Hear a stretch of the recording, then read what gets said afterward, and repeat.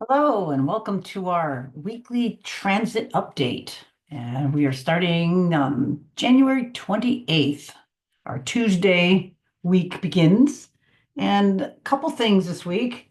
I just wanted to mention a little bit about the moon. Try to remember to do that each time on some level. I think it's important that we pay attention to where the moon is each month and um, how it affects us. It's really good to know your own moon sign. And then when the moon comes around to your sign, your moon sign, it will exacerbate that a little more or, ring it a little louder, however you want to see that. But I'll give us some of the tendencies, but this is for everyone, no matter where your moon is. Like right now, you can see today, we're really getting close to our new moon, which will be early in the morning, but you can see the moon right now when I cast this. Um, it's at um, 1 degree Aquarius. I moved ahead a little bit.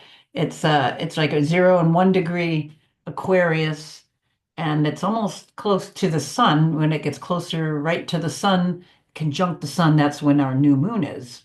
So this week we'll kind of kick off from now. The moon will be in Aquarius, then it'll go to Pisces, and then Aries, and then next week at this time it'll be moving into Taurus. So when the moon is in Aquarius, like when you have this natally, it's even more like this. But then when it's like this every month, we all kind of get this as well. But it's the most extreme moon for any electromagnetic effects. And usually people that have Aquarius moons, or even now you might be more sensitive to barometric changes, the weather, these fronts that are coming, in and out of different areas. They could definitely, the energies around Aquarius are unpredictable.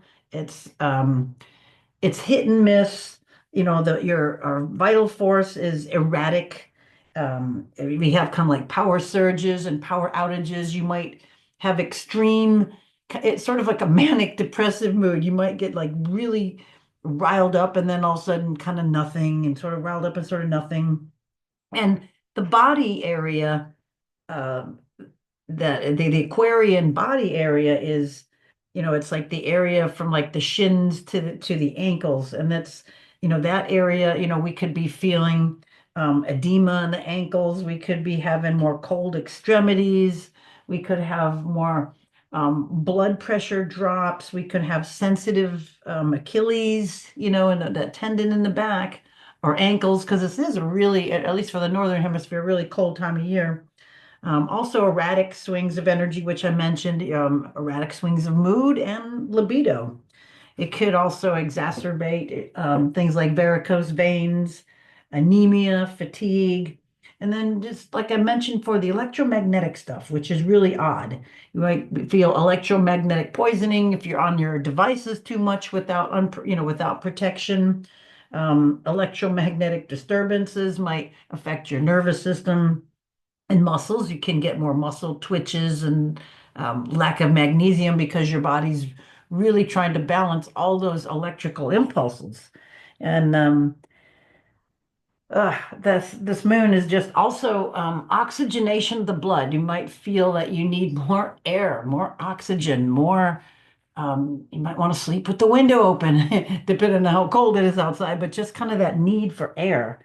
Um, so, make our body might need more vitamins and minerals, during this time because of just such the erraticness of the Aquarian moon. And again, if you have an Aquarius moon, it kind of exacerbates that anyway. And then we move into it's like erratic, and then all of a sudden it, moves into Pisces, and then it gets real sleepy. It gets, more meandering, more vague. The vital force, our vital forces are more diffuse. Um, it can slow down. It could, this is where stimulants might be needed. You might need that cup of coffee or that cup of tea or that yerba mate or those spices. You might need a good curry or something hot, to stimulate you, to get out of that Piscean slumber, sleep, or you might need to rest. You might need to catch up on sleep and really um, really take advantage of the sleepy moon. your energy might just meander. Your feet may be more sensitive. Pisces rules the feet, it rules the lymphatics, it rules the immune system. So you might be more susceptible to things if you're not burning, the food that you're eating, it's going to ferment and rot, so to speak, in your body. Perfect for microbes to invade and make sticky boogers and mucus and thick phlegm and hard coughs. So that's that stuck kind of energy. So, again, those types of stimulants that I mentioned would help move all that stuff. You move the lymphatics, exercise the body, get into a hot tub, um, uh, with maybe Epsom salts to heat the body up, so you can, not overheat it because you don't want to get more into that, but just to heat the system up. Good for teas and tinctures. It's a good psychic moon, the Pisces moon. Might be time to feel more. If you have a good sexual partner, that sometimes it's, Pisces is more psychic and sexual also. And then it moves, and then we get it, after all that sleepy energy, then it moves back into Aries, where the vital force wakes up and it distributes itself more enthusiastically. But it might be short-lived bursts. It's like we kind of get, with the Aquarius, we get off on, off on. Pisces goes off, and then Aries goes on. So we kind of get a lot of this jolting kind of energy. It might be real responsive or immediate. You might be more feisty. Um, it may also be more drying because if Aries is dry, you might find your mucous membranes are a little drier. You're dehydrated. Maybe your hair, your skin is drier. Maybe your eyes are more sensitive to light. Staring at a blue monitor without, all your devices, that blue light is horrible. You might want to really make sure that you've got the warm filters or the eye protective filters on your devices. Um, you could have, itchy head. You could have harder sleep, more insomnia, during the Aries moon. Temper fits, sharper tongue, saying things maybe quickly in anger, impulsively, saying something before you've thought it through. There could be more blood flow to the head. You could have a hotter head. You could have, uh, more night sweats. Again, more sensitive eyes. Heat can rise subtly, more fevers, or more dehydrated brain also.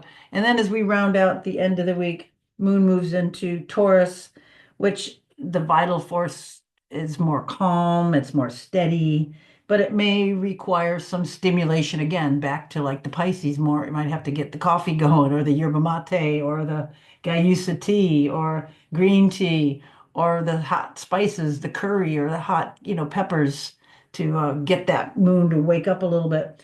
You tend to want maybe a bit of a sweet tooth, so it'd be good to maybe get the spices going. The sweet tooth could create more congestion, more mucus in the ear, nose, and throat. Uh, could have more yeah, sugar or food addictions during the Taurus moon. Yeah.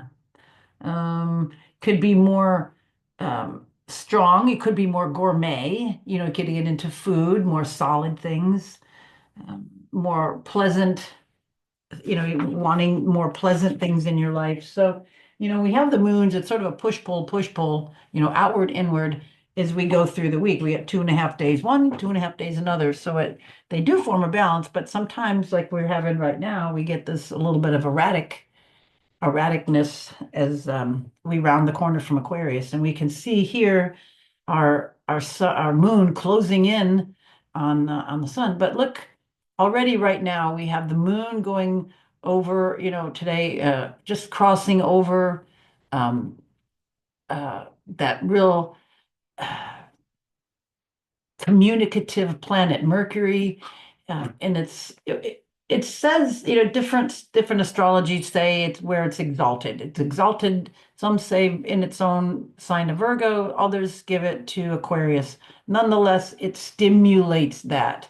So not only do we have the moon making those erratic swings of energy, but we have the mind really wanting to get into technology, really wanting to be on that phone, listening to those podcasts, playing the games, whatever, really interacting with the technology. But we really, at this point, it's really, really important to ground yourself, to stay hydrated. And I find a lot of times just drinking water doesn't do it. You need the minerals in the water to bring it into the cells. And for me, it really works with not only a good sea salt, but baking soda, the ultimate alkalizer. It's that bicarbonate molecule that really does the magic. Could be, you could get real specific and do a half a teaspoon in 24 to 32 ounces of water. You can just put a pinch of each into a glass, depending on how you like to do it. And have that every day. That will definitely bring more water into the cells. That's what I find. Or other minerals, shilajit, um, mineralized teas. Kukicha tea is really high in minerals. A lot of the seaweeds, real high in minerals. You might want your broths and soups, with those in it to bring in the minerals, to bring in the water. So that's really important. Definitely this time of year when the sun is going through Aquarius, um, and we're going to have Mercury going through Aquarius, and then now the next couple of days Moon as well, and then Pluto's here to stay for a little while. So that will bring all of that emphasis into the Aquarius. Four planets right here, right now. Mercury's going to kind of fly through here, and then well, we also have. Let me move the Moon out of the way a second. Move the Moon out of the way. I wish I could, right? um, yeah, just so you can see it. Oh, I can't. Well, let's see. Let me just go back some minutes. I really want to just, I want where it's one. There we go. Okay. Um, I really just wanted you to see the, moon went over um, Mercury and then it's going over Pluto, but you can still see at the 1 degree how it went boom, boom. And, you know, moon over Pluto, this is powerful. This is some really, really powerful energy here. Um, it's it's erratic, it's eclectic, it's out there, it's weird, it's sudden, it's insightful, it's genius, but it's also very powerful. And then we have this other conjunction with Mercury and Pluto. Save the best one for last. So this is kind of more of a continuation of what we were talking about last week, difficult truths. And if we watch the world news, we can see, the tremendous amount of things that are happening. Just this week alone, President Trump, all of the things that he is putting in action, whether you like him or not, it is difficult truths. It's intensity and power. It's it's a special affinity with those two planets. It's like Mercury can not only communicate in the outer world, but it can communicate in the underworld. And it's the only planet that can go through the underworld kind of unscathed. So it can go gather a lot of the information and bring it out to the light of truth. And I think that's very, very poignant right now because that is definitely what's happening. Whether you like to look at these issues or not, whether you like to look at truth or not, it's what's coming up. It's what's bubbling up from down below. And I'm just wanting to point out the astrology here. This is a deep dive. Mercury going right into Pluto's realm, right at the very first degree. It kicks it off as a new cycle here, as it gets closer to the sun. But Pluto, wow, this is this whole new cycle. And these are all firsts coming in with, things that are happening, conjuncting and with Pluto for the last time, 248 years ago. Um, Big deal, big deal. And then coming into this first new moon here with Pluto is pretty, pretty intense. And again, look what's happening in the world. Look at all of the different things that are coming out. Look at the information that's coming out about the wildfires, all the fraud that went on with that, all the fraud that's gone on with the people in North Carolina finally getting some help. Um, Hopefully stuff will come out about Gaza. All the crap that those people have been, they've been annihilated in those lands. This stuff has got to come out all over the world. People are investigating and wanting to know the truth. So this is a big deal. Big deal. All right. We also have the nodal axis changing. I mean, it's been changing, and as we see tomorrow, it moves. It's we've been looking at the true node, but then when you do the averaged node, we still get that, back and forth. But now the averaged or mean node has moved into the 29 degrees of those two signs, right at that critical degree, and they were just, you know, um, Neptune is edging ever closer to that. So we'll have that nebulous Neptunian conjunction to the North Node. North Node is where energy comes in. Venus and the North Node and Neptune are all in this little area, and Saturn is not too far away. But we have another little stellium of energy. We have these little standoffs. We have this little group over here in Aquarius, and then we have this little grouping over here in Pisces, which is very interesting um, because they're just one sign apart, which is like two differences, two almost opposites kind of standing off, but there's enough players right in these masses of planets, lights, and nodal positions. So a little bit more about the nebulous Neptune. It's also very, it's very nice, it's very dreamy, it's very intuitive, but it could also be deceptive. It could also be lies. It could also be people trying to squirm out of the truth. It's near the North Node, which is energy coming in. If it were the other way around, I wouldn't think so much, but that way. But I think it's like the truth is the spotlight is on the evildoers, is on the bad deeds, and any anything other than honesty there is deception. Anything other than somebody admitting wrongdoing is going to be shades of misconception because this is energy coming in. This is Saturn close by. This is Venus having to go over all of that. Ew. But it's that Venus is exalted here. So this is kind of a mixed bag for that. It's like I want things to clear up, but I really don't want to look at, but I have to. It's like I have to hear what the person did. It's like your kid at school. It's like, okay, I really don't want to hear that my child did this, but I have to. Oh, and I need to hear it all, so I can't don't sugarcoat it. Tell me everything she did or he did. And then I'll make that decision. You need to hear the truth. You can't sugarcoat it. And then if you are the one telling, you have to tell the truth and not sugarcoat it. I mean, you don't have to be a jerk and lay things out too harshly, but you have to lay it out as truth. Hard part for Venus is that she wants to sugarcoat it right there. It's exalted. It's like, oh, I love being in the sign, but I'm right between a rock and a hard place. I just went over Saturn, and now I don't mind the Neptune thing, but then, it's still edgy. And then getting closer to the North Node, which the tide of energy is coming in.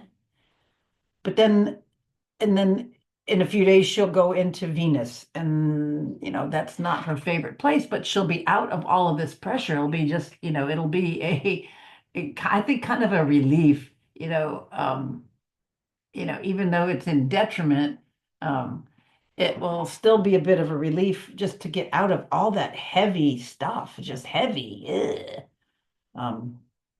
So yeah, and then it'll get a little edgy. But anyway, I digress. Just like to set the tone. What else is going on this week? And so I already talked about our full moon, which was, I think I mentioned it with yesterday, or I said it was getting closer, but it'll be at, when the moon hits 9 degrees. I think it is at, it's like early hours in the morning. East Coast. But anyway, um, it kicks off that whole new phase, that whole eclectic Aquarian Pluto Mercury phase. So really get some focused intent on this new moon. Um, and it's like a good for all, but it's not necessarily just that. It's a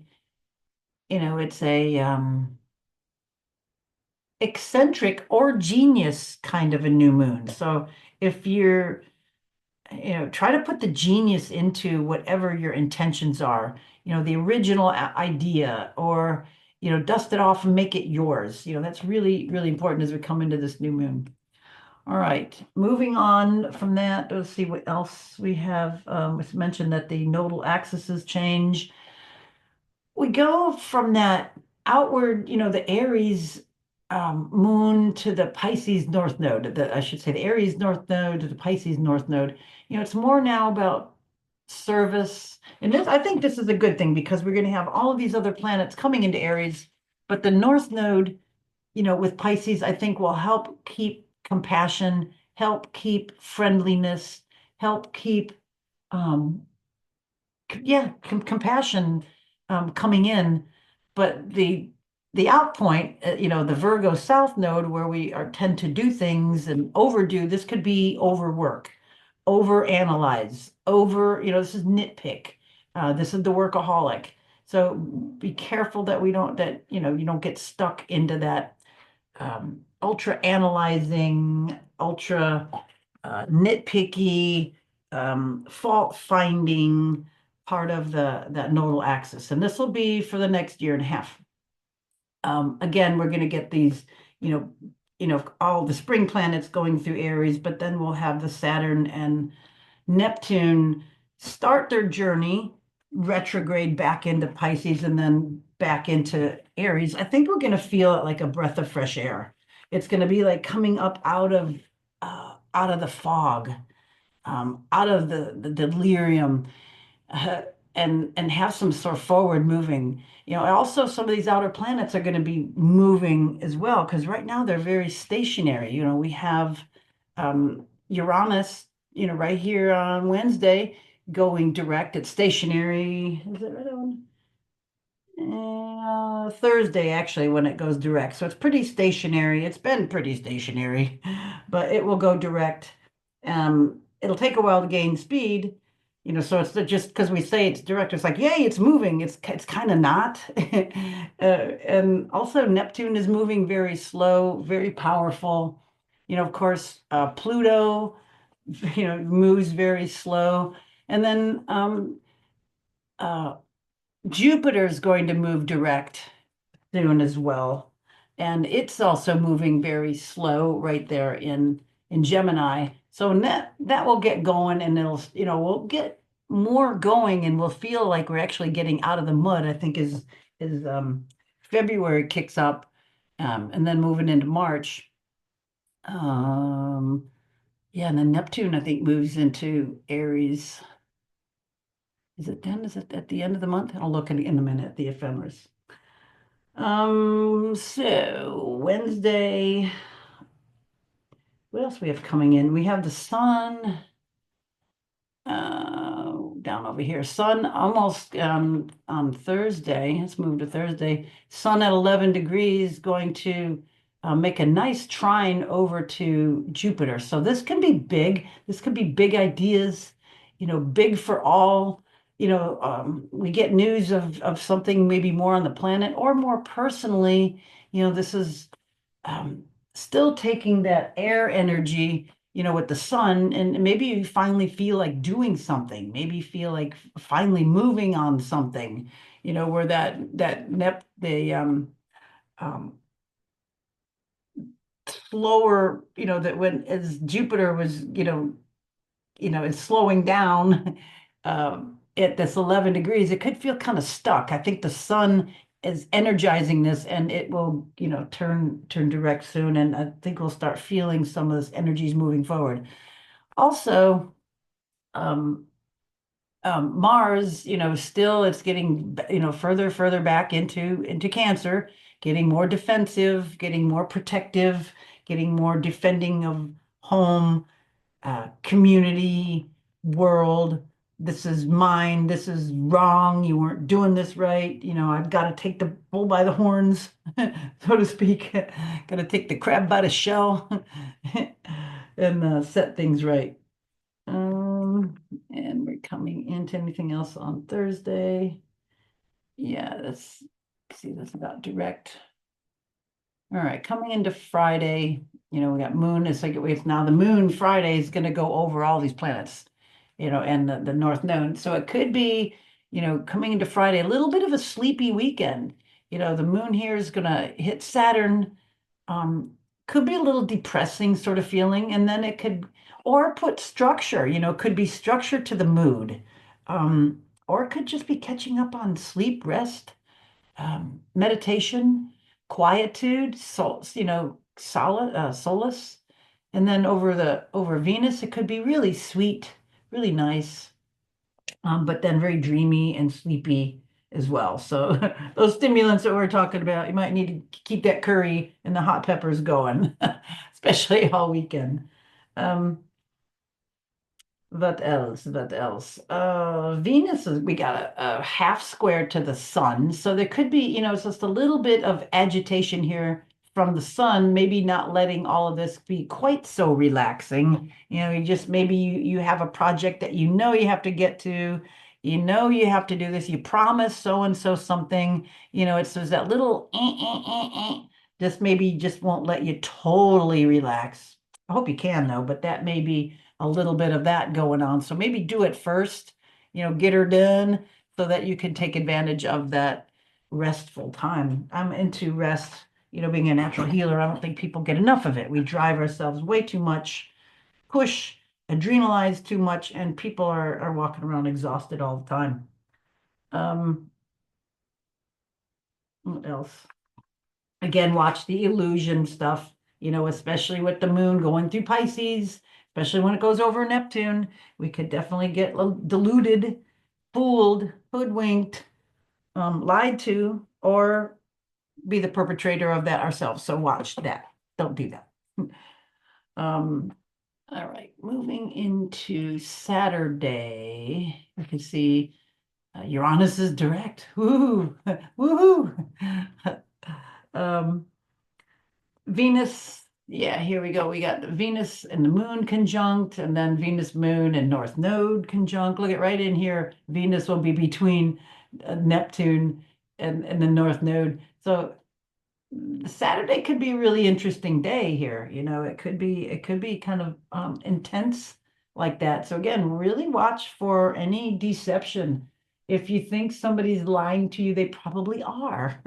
This is ripe for the time here, or be careful of the white lie or the fib. Um, also, so the moon will move over there, and then it'll move into Aries. I think will be like a breath of fresh air. Moon also makes a sextile with Pluto as it gets passed over. As soon as it moves into Aries, it will, be 1 degree Aries, sextiling over to the sun. That'll be interesting.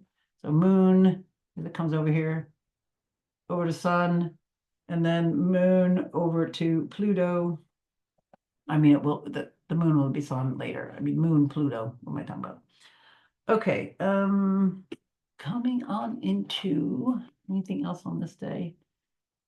That's probably there. Okay, so Sunday, pretty much moon aspects. Okay, this is what I was saying about. So then the moon, as it's moving through, will make a sextile over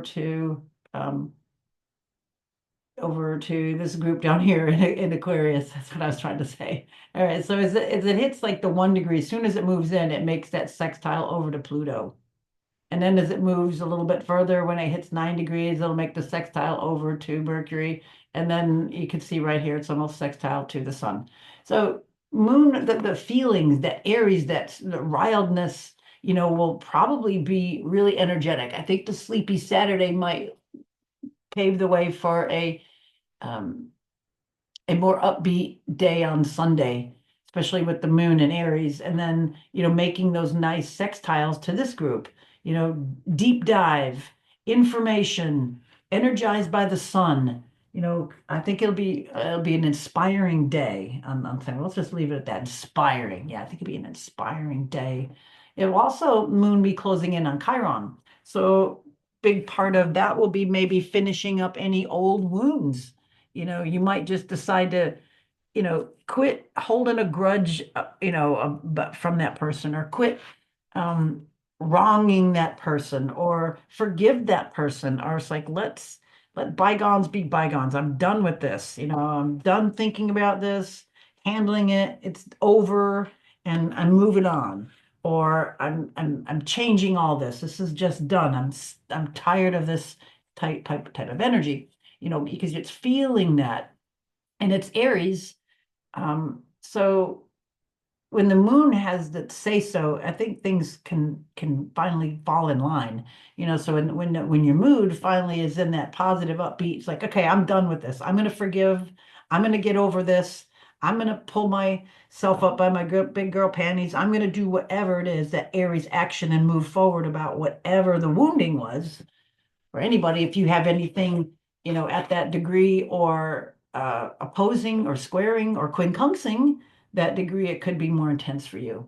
So that could be anything um, in Cancer, in Capricorn, or opposing it in Libra. It could also be the quincunx in um, Virgo, or um, Scorpio. So anything there, at those degrees, at close to 19 degree, I would give it a few on either side, maybe from, like 14 to like 23 degrees, um, in those signs that I just mentioned, that may be affected by that. And use it again to move yourself through whatever it is you need to move through. All righty. And um, Monday we'll have the moon moving into later in the day, moving into Taurus. Let me just do that so we can see. Do, do, do, do. There we go. Okay, it's over here. Moves into Taurus um, on Monday. So we'll have that slow down the moon energy, that more solid, more gourmand. This is maybe the day, or, to have the nice, you know, the nice gourmet dinner. um, it's also um, we'll have the moon squaring, as it moves on into that degree, it will square Mars. Where's Mars? Up here at 19. So moon will square Mars. No, let's see.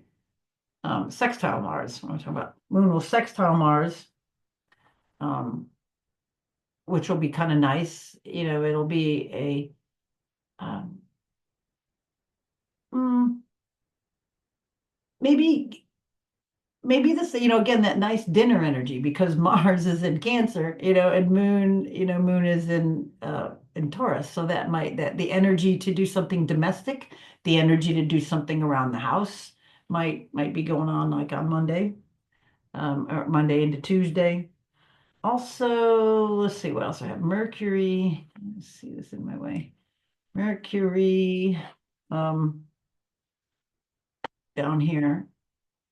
Trining, yeah, we had the sun, but Mercury now will trine over to Jupiter. So again, like the sun, it's going to put big ideas, stir that idea phase up. And then here we communication, big communications, um, lots of communication, busy times, busy mind, traveling, electrical energies. But again, with all this type of electrical air stuff, it's very, very important to ground yourself, having a grounding pad under your devices, having a grounding sheet or grounding pad on your bed, having grounding shoes, making sure you're getting enough minerals in your diet. Like I talked about earlier, with the sea salt, with the baking soda, with the shilajit, I'm not sure if I'm saying that right, Epsom salt baths, foot baths. Um, I like the deep mineral mine minerals. There's those Rockland minerals. There's the cherry minerals from longevity. Plant-derived minerals.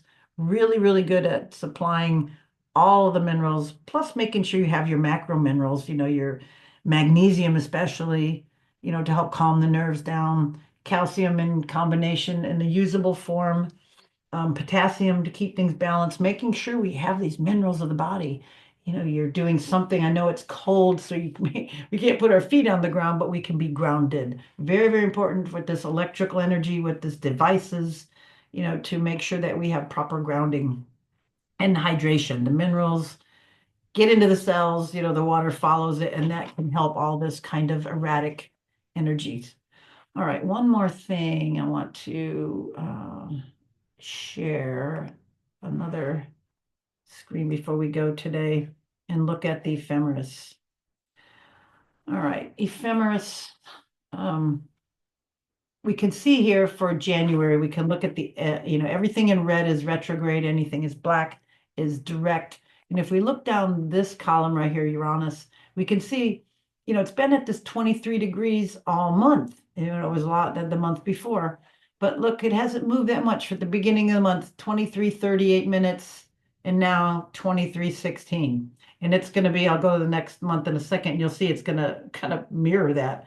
But look at the last day this month, we see it's going to change sign or change directions.